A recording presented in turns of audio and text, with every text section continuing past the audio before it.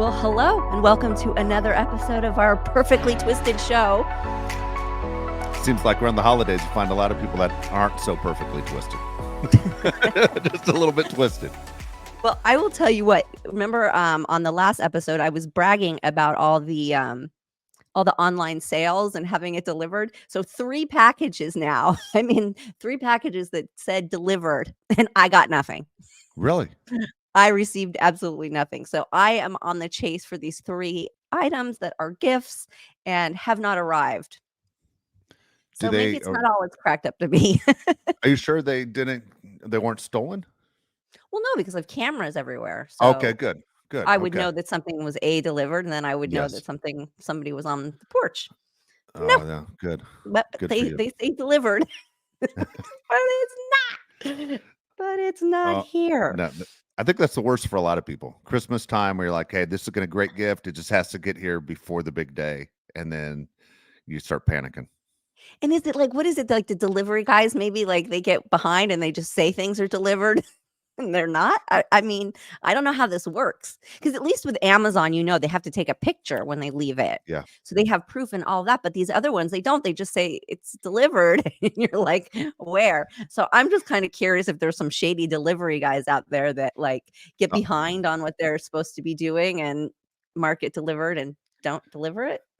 Yeah, well, it's the busiest time of the year for these people for sure. I mean, you always see Sure. them driving at night. It's dark. It's a long, long day on how it works. But yeah, you're gonna get caught if you're gonna lie and say, "Hey, I delivered something," and you didn't. Guess what? We all are able to track now. It wasn't No, like that but the when you and I were tracking, it says kids. they delivered it. If Yeah, they don't have to take a picture, if they're not required to take a picture, how do they prove? I don't know. I yeah, don't know. I know they're overworked. I know it's a rough time of year, but I would like the stuff I paid for. of I would course. I would like the gifts. Okay, and so I have a product alert because I was also talking about that I had another one of those CVS 40% off coupons burning in Yeah, my pocket, and I wanted a moisturizer. So I did. I went and got the Bubble brand. Can you see it? No, can't. there. There you go. You go. Caught it in the turn it a little bit. Yeah, it's Yeah, hard there to you go. see my light. Um, but it's the Slam Dunk, like a daily moisturizer. It's $16.99. I got 40% off. You do that math.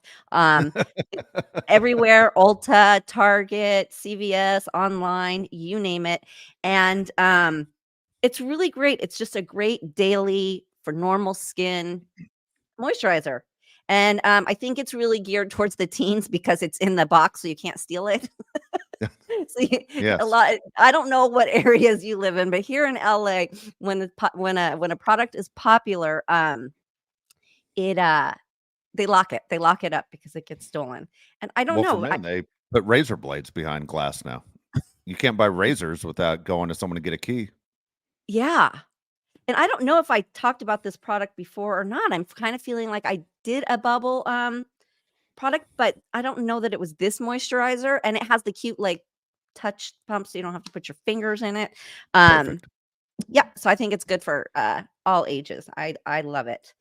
Um, so that's my go-to. Still, again, if you know of another one, because I go through this like crazy. If you know of another one, let me know. I tell you though, for your daughter, and you said she has the taste in that same direction, but more expensive taste. It sounds like you have an idea for stocking stuffers right there. This is like Yeah. stuff that you get her to put in the stocking. Say she's gonna steal it from me anyway. I might as well stick it in the stocking. Well, she has it. She does have it already. Um, I just haven't used it, but I'm using it now. There I you go. think I've used it, but I don't know. I have a holiday brain, so but anyways, we have a really fun guest today because I sort of consider myself a little bit of a valley girl. I mean, I have resided all over, but I've resided in the valley for a number of years, and I have a love for it because I feel like it's kind of a bit of suburbia in LA County, and you still get that vibe of like riding your bikes and coming home when the street lights come on. You can still do that. Whereas in LA, there's beautiful neighborhoods, but you're not really riding your bike around. You're gonna get killed. Yeah. You know what I mean? You're gonna get smashed. So I love the valley. And anyways, he also grew up in the valley, and He is a historian on it. He collects all kinds of amazing things and has this amazing museum called Valley Relics Museum.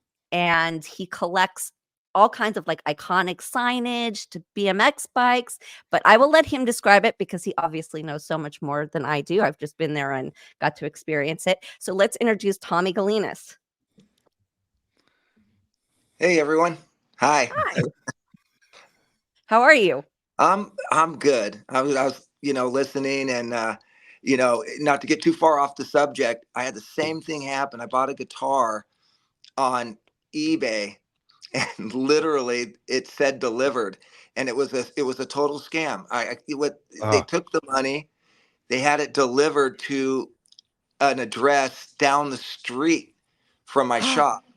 And when I finally figured it out, the post office is like, it's a 2-inch by 2-inch box. And I go, well, the guitar's probably in the case, probably a foot and a half, 2 by, 3.5 feet tall. They're like, yeah, it's not it. So, So it's like um, a little mini, like a little miniature guitar? no, like a real, like, $5,000 guitar, one of my oh, nasty habits. But what they delivered was like a little mini something maybe. Yeah. So what Because they I've heard of did, that happening. yeah, so someone on eBay went on, they created an account, and then they got the money, and then they shipped it. So within a day or two, they'll get the money, right? And they can dodge at that point, but they did ship a package, and it shows delivered at 7 a.m. at the front door. In my shop, it's a factory, so there is no porch. And then, I put in the request and I talked to our regular mail guys and they're like, we didn't see any big package, Tommy. We're the only ones that will deliver. Then I called the 800 number. But yeah, it was so eBay. What was interesting, refunded my money right away. They know they got, they got took. You know what they say? If it's too good to be true, it's Yeah, too good to then be it true. is. Yeah, it was a deal. So the first time though, first time. So I'm not going to get too jaded. Well, But I'm glad to anyway, hear that eBay refunded you your money though. Yeah, That's right away, which encouraging. was, yeah, I didn't have to fight for it. That's the one thing. They'll protect the buyers, sometimes not so much the sellers. So, uh, Interesting. yeah. But anyway, that's Valley life for you. Yeah, um, no but packaging. yeah, I born and raised in the Valley. Came from my mom. Moved from I want to say Tennessee, and then Virginia, and then Maryland, because my grandfather was in the service. And, she came to California and landed in the Valley and got a job when she was 18 at Republic Studios on Ventura Boulevard in Studio City. And then my dad was born in Massachusetts, in Cohasset. And this is like 1940, 1941. So my dad came out here to be an inspiring, actor, got several small parts, but they had 9 kids all here in the Valley. So we're all like born in the Valley and 9 kids. And yeah, so this is where, my everything kind of, started. But, being a Valley kid when I was younger, we had Cruising Van Nuys Boulevard, huge car culture. Um, all the early BMX tracks started in the Valley. You can date, bicycle racing back to the 1700s, but as we know, BMX today, with all the legends of BMX, those tracks, those riders, a lot of them came from the Valley. And then you also had like Mongoose and Redline and Diamondback. Just so many bike manufacturers were right here. So you had the early pro tracks in the Valley, you had the manufacturers here in the Valley. And a lot of the other bigger companies literally would come to the Valley to, get riders to ride for them in Anaheim or Orange County or wherever. So, car culture, BMX, and then like a lot of hot rods driving around the Valley, dune buggies. Um, and then a lot of movies were made here. You had yeah. E.T. filmed here, Karate Kid, Bad News Bears, Fast Times at Ridgemont High. For the most part, most of that was filmed here and a few other spots.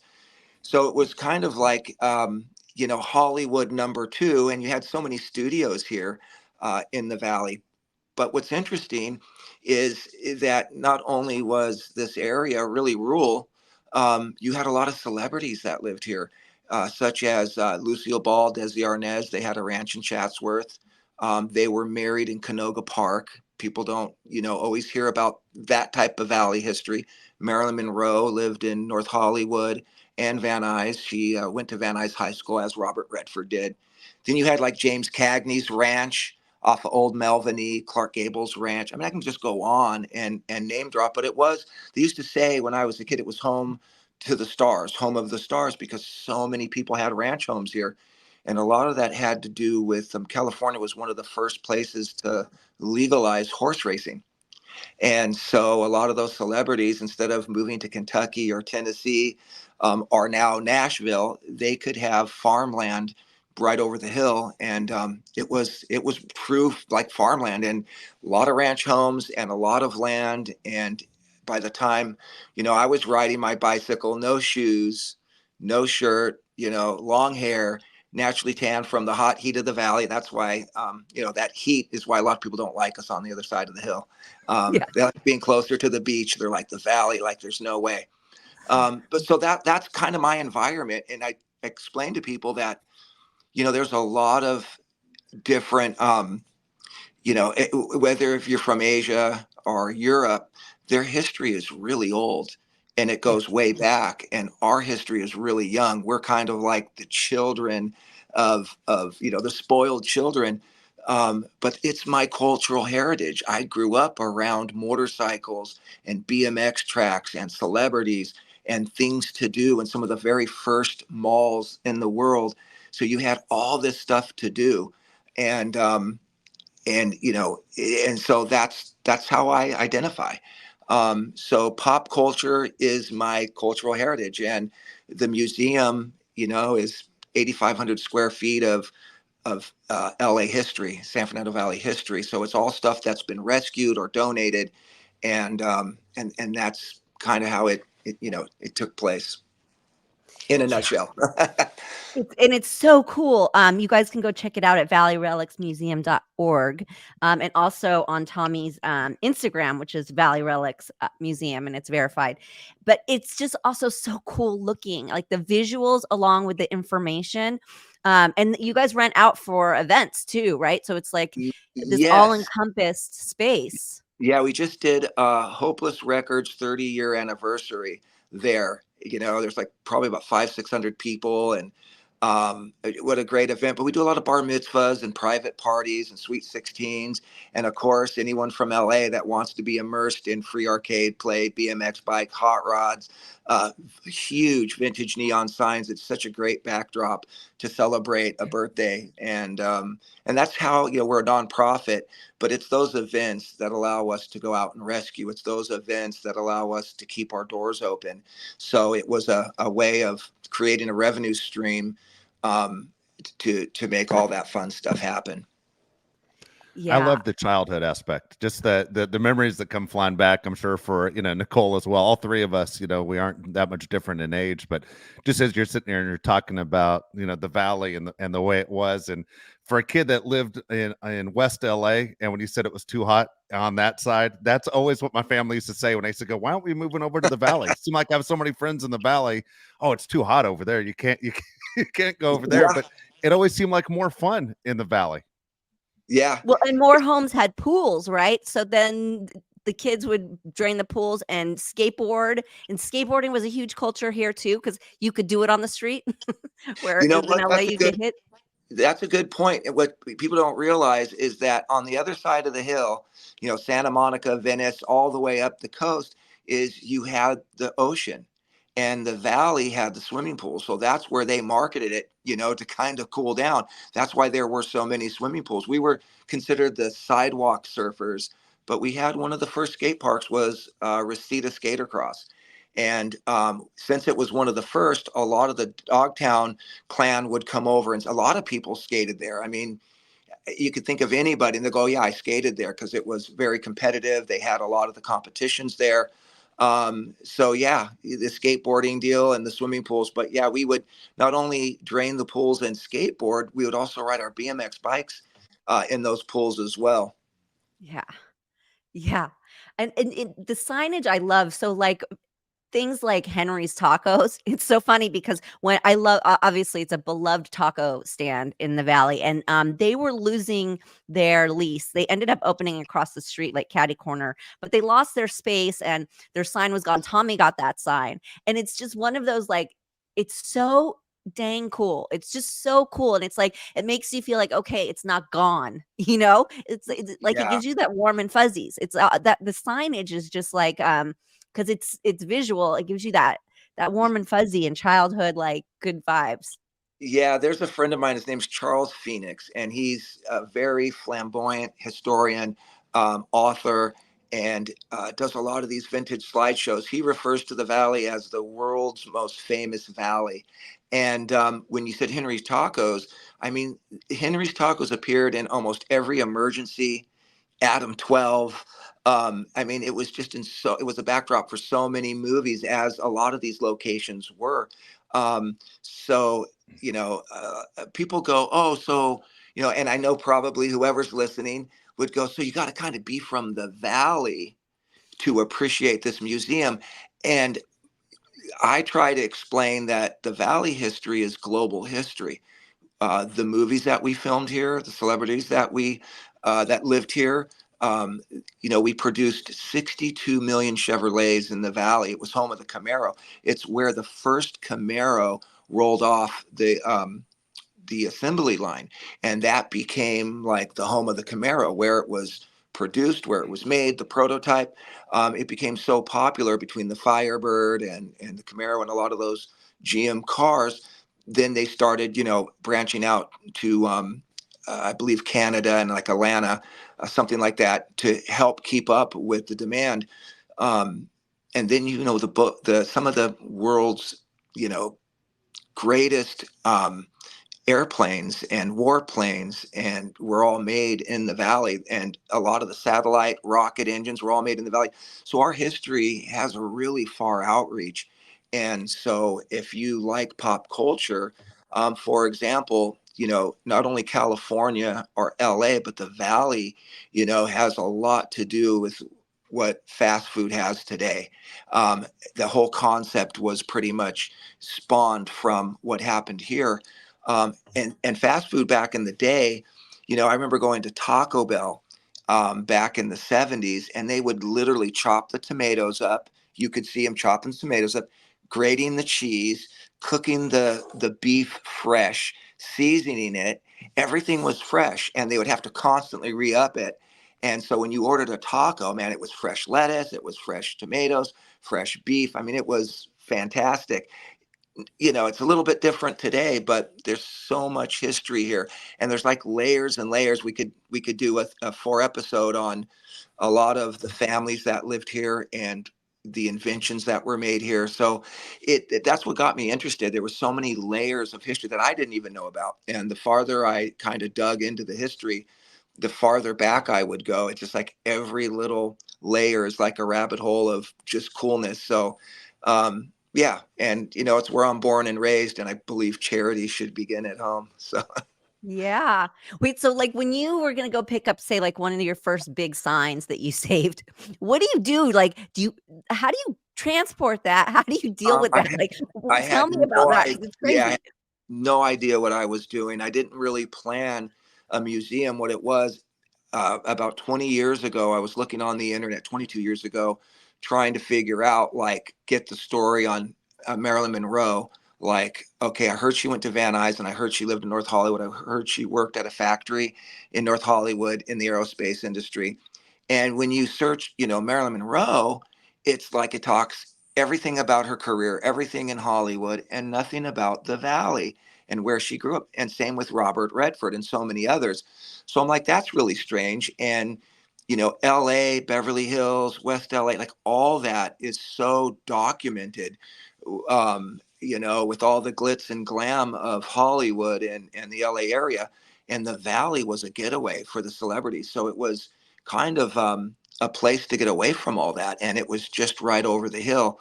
And but the Valley is very underdocumented. So, um, you know, the stuff I grew up with had already been around since like the 20s, 30s, 40s, 50s, and it slowly started disappearing. Van Nuys, the General Motors plant decided to leave, then Lockheed, and then Boeing and all these different companies, which provided so many jobs that was part of the demise of why the Valley. Like I still love the Valley, but it's not the Valley I grew up with, and there's still a lot of nice areas of the Valley. All along Ventura Boulevard from Universal City to Calabasas. And then even I call it kind of like the crater, that you have all these nice towns and cities around the edge of the crater. Porter Ranch is clean and nice. Granada Hills is nice, and as you work your way around, to like I said, Woodland Hills, and then you get into Tarzana, Encino, Sherman Oaks. All those areas are still really nice and well kept, and it's in the middle where it needs some work, and it looks like they're finally starting to put money back into the Valley. Like the Valley is the hand that feeds LA. There's so much revenue, and we were number one in the nation in manufacturing for so many years that when we produce those tax dollars and we produce that revenue, it goes into the LA pot, and then it's supposed to come back to the Valley. So that's why we've been very unsuccessful of separating ourselves from LA, and then we wouldn't have the bureaucracy of getting things done. But LA doesn't want to let go because they know that they want that money. But yeah, so getting to that first sign, there was a place called the White Horse Inn. It opened up, I want to say 1950s, early 50s, and it was a 5-star restaurant, and it had this big sign that said White Horse Inn. And in the middle of the Valley, you didn't have what you have today, like driving down Ventura Boulevard with all the tall buildings and houses built everywhere. You could see the sign that said White Horse Inn from miles away, and 5-star restaurant, the best food, the best service. And my mom and dad used to go there, and then my brother got in an accident in front of there. It was a destination. We get on our Schwinn Stingrays, our BMX bikes, and that was the first destination, riding from our neighborhood to there. There was a liquor store next door. Then we would, cut over to the Kennedy Surf Shop in Woodland Hills, and then we did Topanga Plaza, then Northridge Mall, and then Cal State Northridge, and then back home. And that was, and the only requirement was be home by dinner, be home by dark, and you could take a sip out of the hose, a nice big swig. You could, call Uncle Arnie, hey, we're tired. We can't pedal home anymore. We throw our bikes in the back of the El Camino, and there'd be 6 or 7 of us Valley kids. You're able to sit in the back of a truck. You can't do that today. But the White Horse Inn sign was a landmark, and it had closed right around the same time General Motors plant had moved out of the Valley, which was right around 1997. And I just see it going by and going, man, there were so many memories there. The sign stayed up for so many years after, and everything inside was still intact, but a company called Northridge Foods bought it and used it for storage. And so I'd drive by, I would call, I could never get a hold of anybody. Hey, when you guys decide to tear this place down, which is usually happens, or sell it, can I have some of the booths, some of the signage? Can I have the sign outside? And they just thought I was crazy. They go, no, just keep calling back. And one day I was driving, I was late for a meeting, and I see him like literally bulldozing the White Horse Inn, and it was gutted. And I was like, oh my God. And I literally turned around late for a meeting and got in the crane's way. And I'm like, hey, I was promised the sign, And he's like, kid, basically, kid, get out of here. Like, we have a job to do. And if you're one of those guys that's going to hold up the job, kind of like with so many words, I'm going to break your fingers type thing. And I said, oh, no, no, no. I'm from the Indian preservation, and this is Indian burial ground. And so we can just stop it here and now, or you can give me the sign and I'll just go away. So lo and behold, I thought I could just, and that's a true story. The guy just kind of stopped and said, what do you want? He called the owner, and they go, oh yeah, we did promise that to him. He said, you have like till tomorrow at 10 a.m. to have the sign gone. Otherwise, we're just going to crush it. I went there with a friend and a ladder, not realizing as the farther that I got up to that second story where that sign was, the sign was 20 feet tall by about 8 feet wide. And I had no idea what I was getting myself into, but I ended up hiring a crane. And we had it, we had to saw it off at the bottom of the big heavy pole, to keep it preserved, and then get it down to the ground and rent a truck. And I was like, oh my God. But it was like this huge kind of like historical trophy that was one more place in my childhood disappearing. Is once I did that, I realized the bigger the better, and the older the better. And then I was posting this all along, on Live Journal and then MySpace, and people are like, the Valley, fuck the Valley. And I'm Yeah. like, going, why the Valley? And I'm like, I don't care. This is important. And then the people, because there was social media was starting to really have a great, it reached out really far. People that lived in the Valley that left in 1980, left in the 70s, either moved to Simi Valley, Santa Clarita, New York, back to New York, wherever. They were like, I left angry at the Valley because the crime and things like that. But you're making me having a new appreciation for the Valley and its history and where I grew up. And, I really wouldn't change my childhood for the world.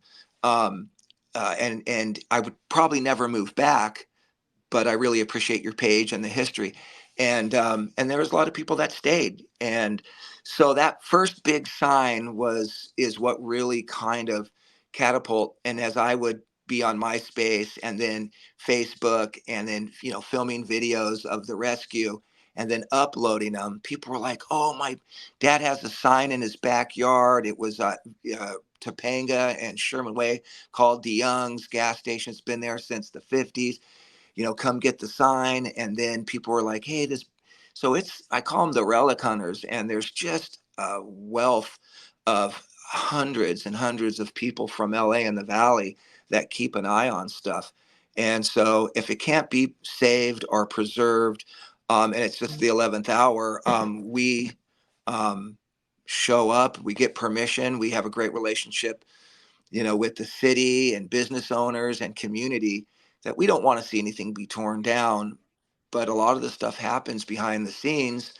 And so, you got to kind of just wait, like I said, right till the last minute. Fence goes up, they start tearing stuff down.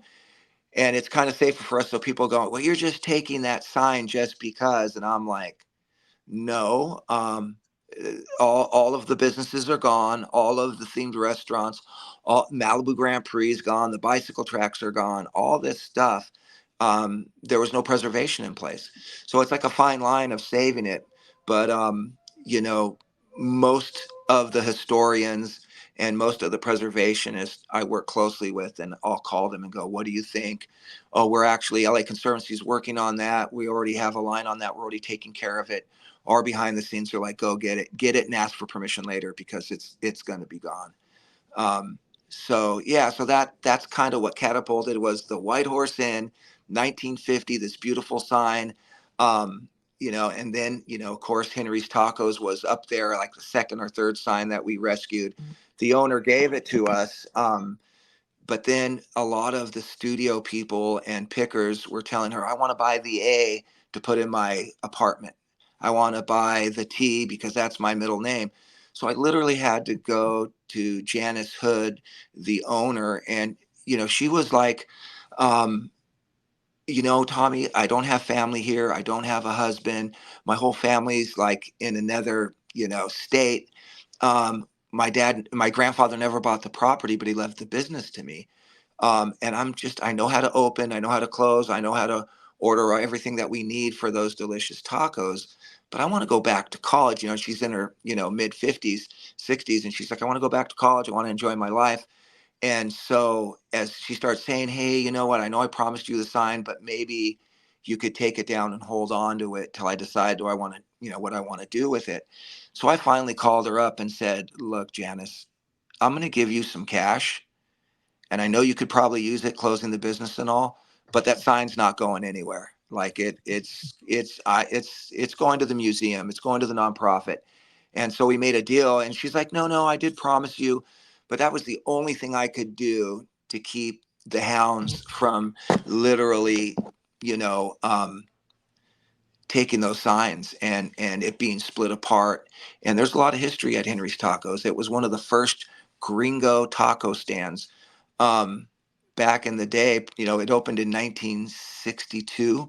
So there was only a handful of those taco stands, and people didn't know how to eat tacos, you know, because they weren't hard shells yet. So, you know, that whole process. So they're part of that whole, like, and there's history with other food entities like the cousins and uncles that had started other, you know, well-known restaurants and stuff. So I was, you know, it's for me, it's, you know, it's probably cost me more money out of my pocket. And then the museum and the name kind of started to exceed me and got bigger than, you know, where, you know, there was a certain amount of output of labor and money. And it was, you know, kind of like my cigarette. I don't smoke cigarettes. And I don't drink beer. So I have a lot of other bad habits, like I said, like collecting BMX bikes and guitars and stuff. But I had all this extra money, and I'm like thinking, you know what? It feels good to give back to the community, put pride back in the Valley, tell the history of how the Valley shaped the nation, especially in the car industry and aerospace industry and even movie industry. And so, yeah, that's the story behind. I mean, every sign. I mean, there's the original Palomino sign. The Palomino in North Hollywood opened in '49. Prior, it was called the Mule Kick, but the Palomino is what gave pretty much, you know, Elvis Presley's one of his first appearances there. If you look up Palomino North Hollywood, you're going to go, I had no idea. It's the CBGBs of country music, and everyone got their start there.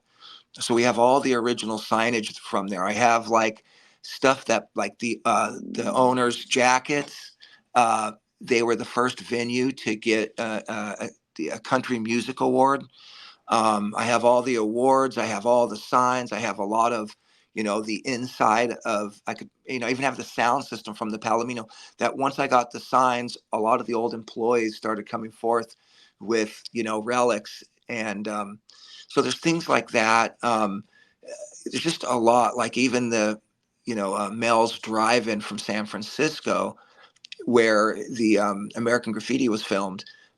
They were repurposing and calling it, you know, Mel's Restaurant, not Mel's Drive-In or Mel's something.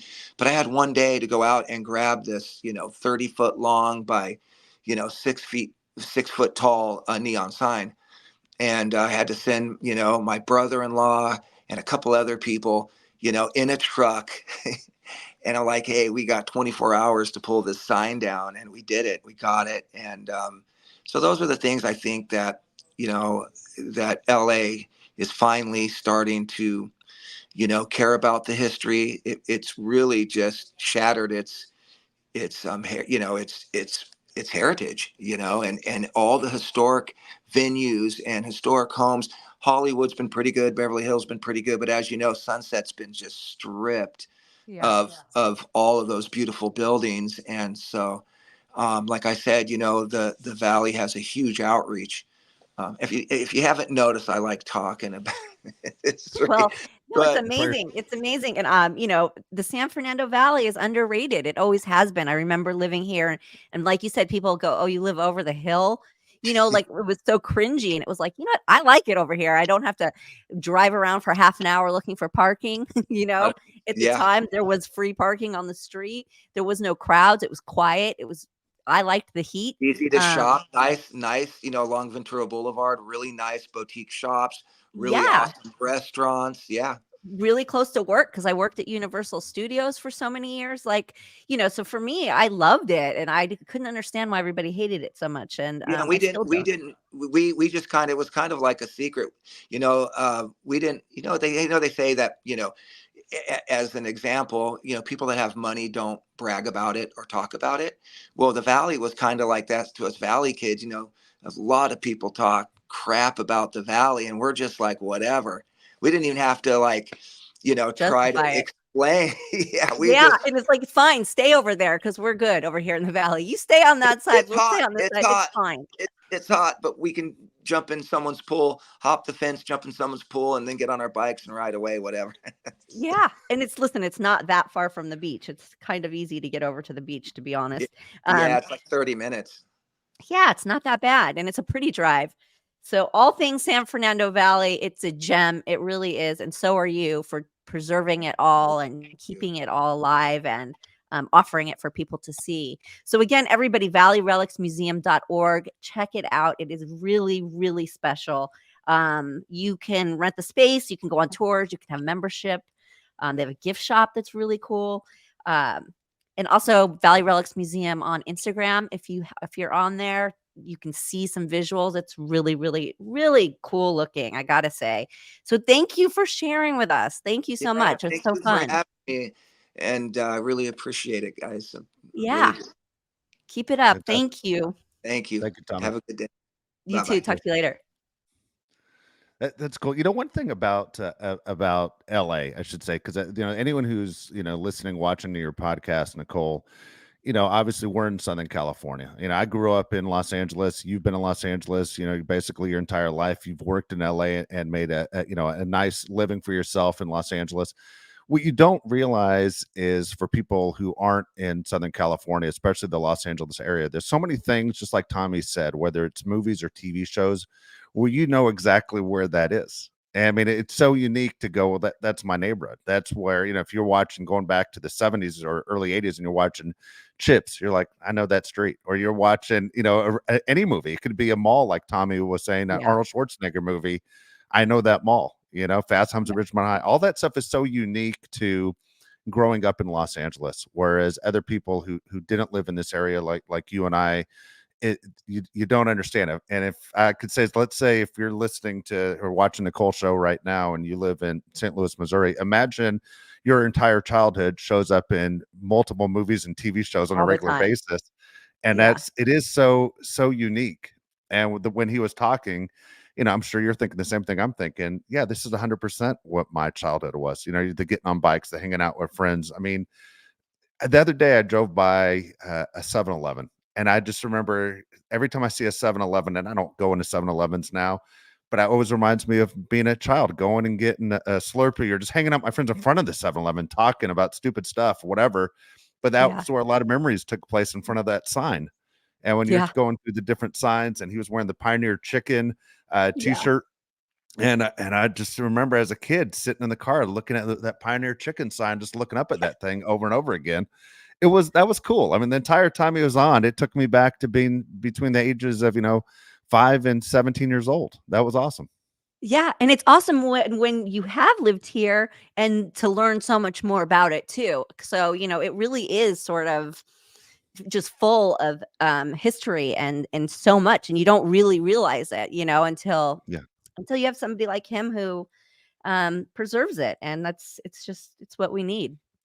One of the things I think is cool about your life is that you had a chance to experience, a lot of, LA County, basically, where, yeah, you worked over the hill in the valley, and that's where your job was. And that's where you realized, I really enjoy being over here. But at the same time, you're able to go back over the hill, and you spend a lot of time in, like Huntington Beach and with family there. I mean, you experienced, to me, what is paradise of Los Angeles, that you got to experience the whole thing. Most people stay within a 5 block radius, whereas you were able to Right. move around, and you had friends and family on all over the place.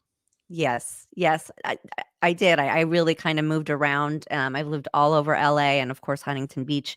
Um, yeah, and I've always had an infinity for the San Fernando Valley because it just was that little bit of like peace and quiet in LA County that you just don't get on the city Yeah. side. And anybody who doesn't, isn't so familiar with the area, LA County is divided by hills and canyons that you have to drive through. One side is the valley and one side is LA City. And the valley is hotter. It's more spacious, it's bigger. And then, of course, you have the other side, which is the city, and it's hustling and bustling all the time. So it's divided like that. And Yeah, the divide came with a stigma. The valley had a stigma, but I think a lot of people now move over here. The industry is like infiltrated the valley. Yes. They wanna have a family and they want lands and they want their money's worth. They move over to the valley. So Yes. it's not as quiet and sleepy as it used to be, but it's still easier. It's still easier than getting around the city, especially once you have kids. Oh boy. So All yeah. right. Before we move on to mailbag, is there anything you recommend as far as what you're watching? Is there something that has jumped out to you that you started watching or recommend watching? It's been so busy that I haven't really been watching much right now, but I still am sticking with Married to Medicine. I'm Yep. telling you, it is good. Those ladies do not disappoint. They bring it. And the Potomac, which all of this is coming to an end. Everything's coming to season finales. I have Yep. been watching Winter House, which is coming to a season finale. And I've just sort of stayed in that realm. Have you been catching up with Housewives of Beverly Hills? Yes, I did. Okay. What do you Yeah. think so far? What do you think as the season's going on? Um, Well, I must not think it's that great because, like, Yeah. I'm not okay. Oh, can we talk about Denise Richards in this last episode? Yeah. Yeah. Arrived That's to what the I was hoping dinner you would say. intoxicated, clearly intoxicated, and continued to get more intoxicated as the night went on. And I mean, that's got to be one of those moments where I just feel for her because she had a bad experience with the show before. There's alcohol all the time around you when you're shooting those shows. And I'm sure she was nervous as all balls. Right. And so she's drinking and driving from Malibu to Beverly Hills, which is a long drive. It's a solid hour.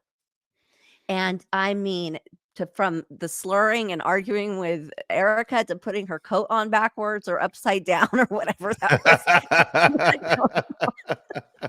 It was one of my favorite scenes overall. I'll be They honest with are. you.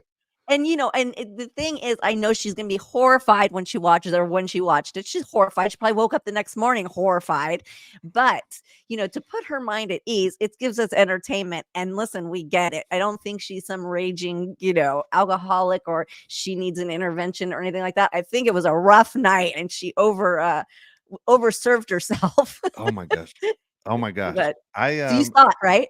Oh, I saw it. It Oh, was the look. First of all, the look on everyone's face kind of would have been my face too, where she wasn't making any sense for people who didn't catch it. And yeah. everyone's kind of looking at each other like, are you guys catching that she's not making any sense too? Or am I the only one Oh, realizing they're she's not all making high. sense? Okay, let's not forget they're all high because they're at a Yeah. they're at Yeah. a weed a THC dinner party where Yeah. the food is infused with weed. So half of them are high, and she Yeah. starts on her drunk rant that nobody knows what they're talking Yeah. about. So yes, their faces were gold. Oh my gosh. And when she's doing you know what she did. I don't know what I did. You know. And she just it went nowhere, but she kept saying it over and over. I'm like, Yeah, oh my God, this might be the best entertainment I've had in a row for 10 minutes. Just it was going nowhere. And I was hoping it wouldn't ever go to anywhere, and it didn't. Just it didn't. because I wanted her, and I wish they had a camera on her when she watched the episode to go, what the F was I doing? She was so upset, but it went zero, went And nowhere of her she just had nothing to repeating say. herself. And the funny part was she was saying she didn't want to partake in the THC because she didn't want to get Yeah. high, but Yeah. she was like wasted, Yeah. just Yeah. drunk or whatever she was on, whatever she was doing. Oh And my then gosh. she hit like a paranoid state where Dorit's trying to tell her that her jacket's on upside down or on Yeah. incorrectly. And she's like, don't do this. Don't you do this. I Yeah. know what you're doing. I was like, oh my God. But But do you? yeah.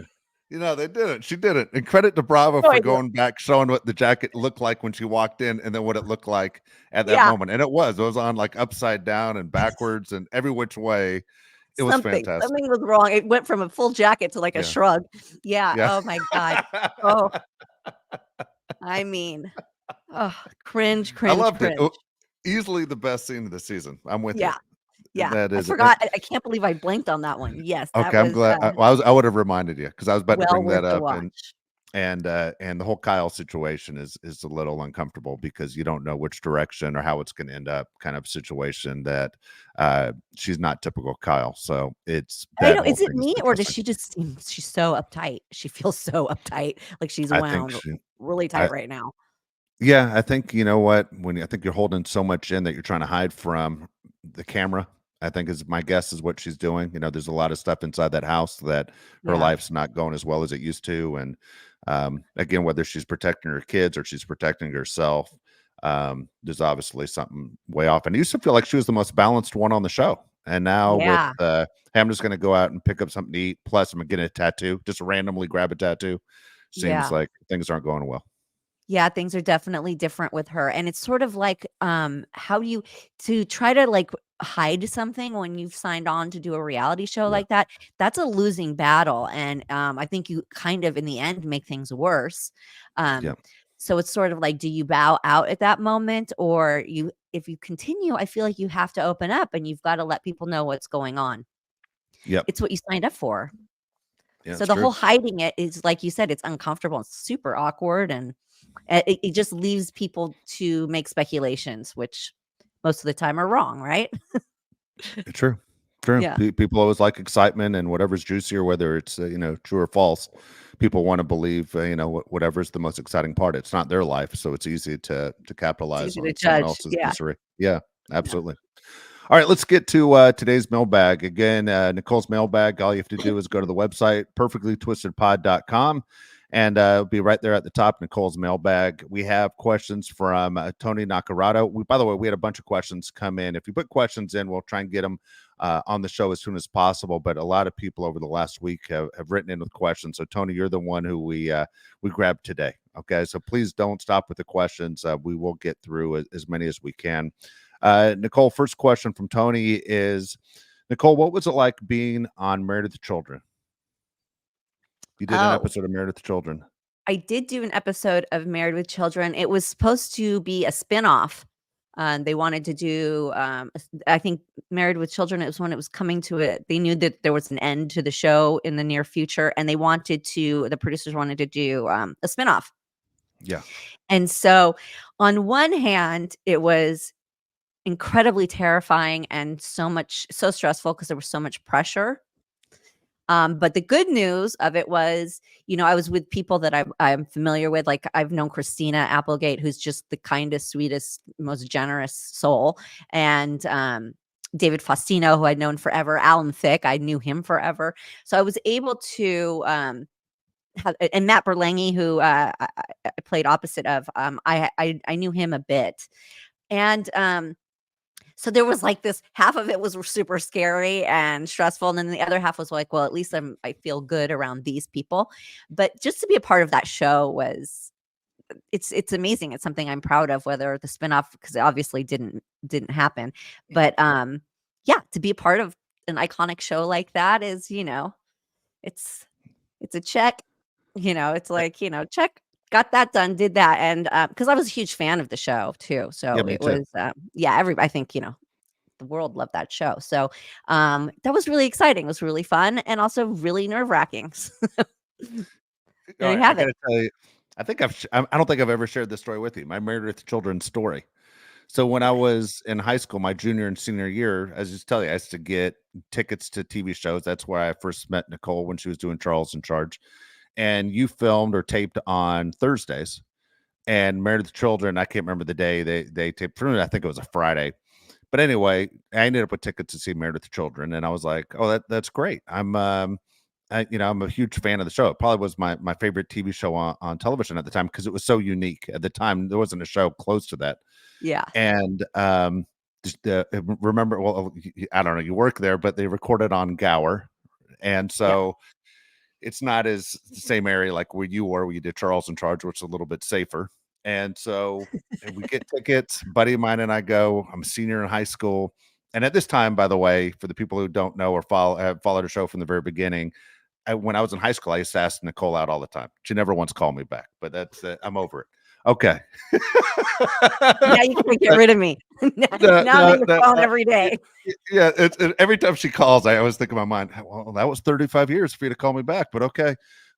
So go to Married with Children, and the one thing about Married with Children, which is different than any other show I've ever seen, the actors were so solid on that show. There was never a mistake. And literally, if they stayed in that same living room, they could knock out a full episode in 30 minutes. And the only time they ever stopped was to go to the shoe store. And like, nobody Yeah. made a mistake all the way through. There's no rewrites, anything. It just, You were in for 30 minutes, you were out. And Yeah. so go to Married with Children with a buddy of mine from high school, and in between of cut and go to a scene in the shoe store, Christina Applegate started talking to me, and she asked me out, and I said no. And my buddy said, "How are you not going out with her?" And I said, "I'm waiting for Nicole to call." I was loyal to you all the way to then. And so we leave Married with Children. I walk out to my car, and somebody kicked in my window and stole my car radio. Remember that in the 80s? People used to steal car Oh, radios all the yes, time. of Yeah. course.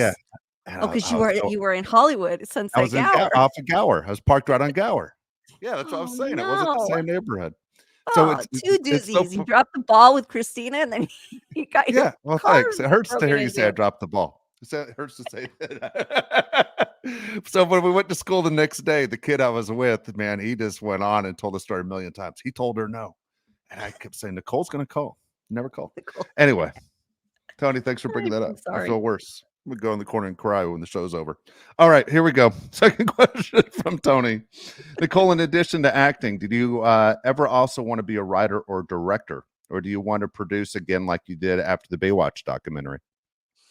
I think producing is more of like where I fit in. I like it. It gave me like a new zest for the industry. So, producing is something I would very much be open to, but at the same time, producing the documentary kind of gave me the acting bug. So I'm kind of wanting to do some scripted acting again too. Um, it's my favorite place to be, but I do love production because, like I've said so many times, I love the process and the journey of every project. So you really get your hands in that when you're producing something. It's from the idea to the sale to the green light to production to the sale of it. And so you get to go along that entire journey, which for me is the fun part. So that's why I love it so much. All right. Next question is Nicole, have you ever had someone ask you for an autograph or a selfie at a bad time or an out of location? I guess I would have to say like the public restrooms are the weird ones. Public restrooms, but at the same time, I kind of get it because you're washing your hands and hopefully you're washing your hands in the mirror and you're looking at people and then you get recognized that way. So and you're kind of aware of your surroundings in the bathrooms, but quite a bit in public restrooms. Yeah.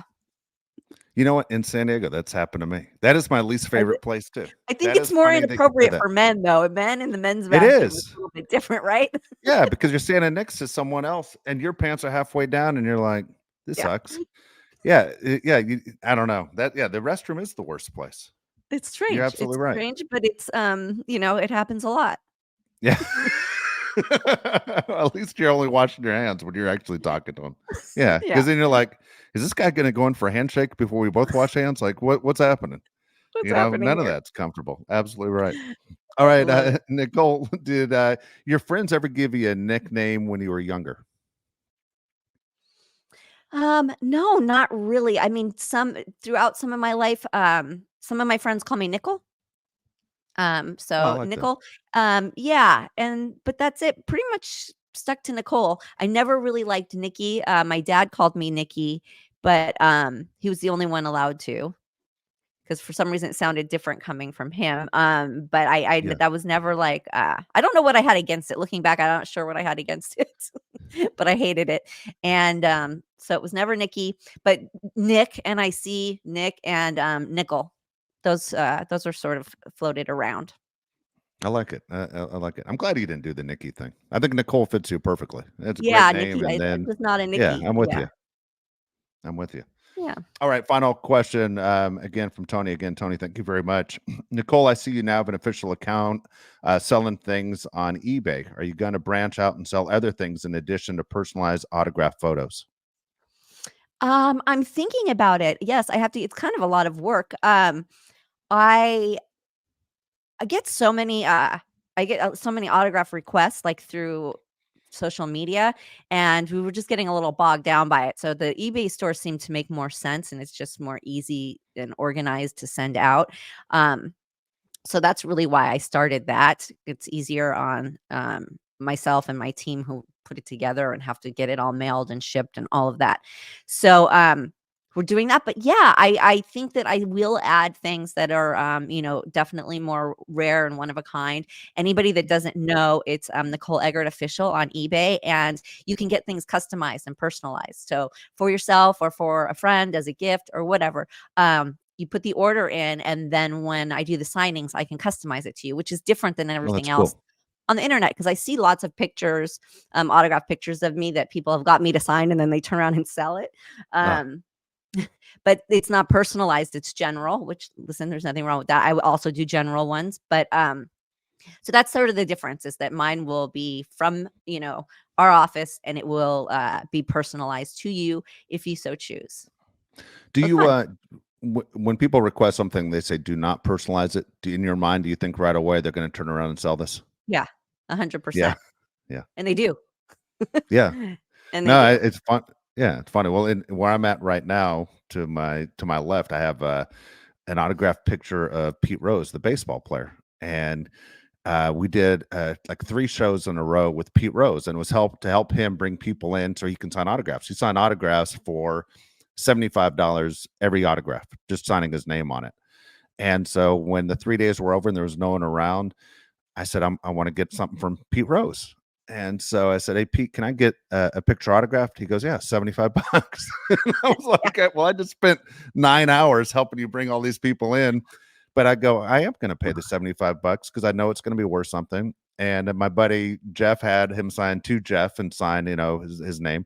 And I said, no, Pete, just your name's fine. Because exactly when Pete drops dead, I'm selling that picture in a second. I was so Yeah. irritated that he asked me for $75.